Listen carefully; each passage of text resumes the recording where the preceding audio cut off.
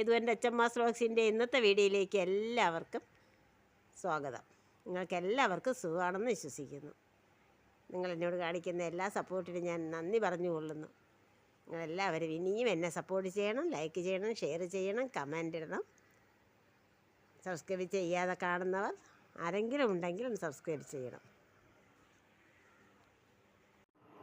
ഇന്ന് വീട്ടിൽ കിട്ടിയിരിക്കുന്ന മീൻ നെത്തോലിയാണ്, നല്ല ഫ്രഷ് നെത്തോലി. അതിനെ ഇനി കറി വയ്ക്കാൻ പോവുകയാണ്.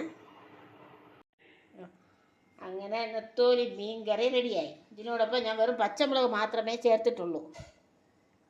മുളക് പൊടി, മല്ലിപ്പൊടി, കുടംപുളി, ഒരു 4-5 ചെറിയ ഉള്ളി, തേങ്ങ, കുറച്ച് തേങ്ങ, ഇത്രയും നല്ലതുപോലെ അരച്ച് ചേർത്തിട്ടുണ്ട്. ഉലുവ ചേർത്തില്ല. ഇന്ന് ലതികാസ് വ്ലോഗിലെ ലതിക പറഞ്ഞു നെത്തോലിക്ക് ഉലുവ ചേർക്കണ്ടെന്ന്.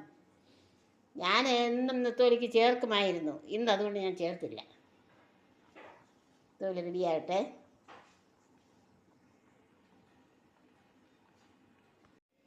അരി ഉഴുന്നെല്ലാം മാറ്റി ക്ലീനാക്കി ഗ്രൈൻഡർ കഴുകി എല്ലാം നല്ല ക്ലീനാക്കി. ഇനി കുറേ നാളത്തേക്ക് ഞാൻ ഇതിനെ കൊണ്ട് കഴിയുന്നില്ല. ഗ്രൈൻഡറിൽ അരി ആട്ടില്ല, മിക്സിയിലോ മറ്റോ ആട്ടാം. ഇത് അരിയോടൊപ്പം ചേർന്നതെന്നാണ് നിങ്ങൾ കണ്ടു. ഉഴുന്നിനോടൊപ്പം ഇഞ്ചിയും പച്ചമുളകും ചേർത്തിട്ടുണ്ട്. ഉഴുന്ന് അരയാറായപ്പോൾ കുറച്ച് ഇഞ്ചി ചതച്ച് ഒരു പച്ചമുളക് ചെറുതായിട്ട് അരിഞ്ഞ് ഇട്ട് ചേർത്തിട്ടുണ്ട്. നമ്മളിതിട്ട് ഇഡ്ഡലി ഉണ്ടാക്കുമ്പോൾ ഇഞ്ചിയുടെ ഒരു മണം വരും. എനിക്കത് ഇഷ്ടമാണ്, യദുവിനത് ഇഷ്ടമല്ല. അങ്ങനെ മീൻകറി റെഡിയായി. കുറച്ച് വെളിച്ചെണ്ണ അതിൻ്റെ മീതെ ഒഴിച്ചു റെഡിയായി.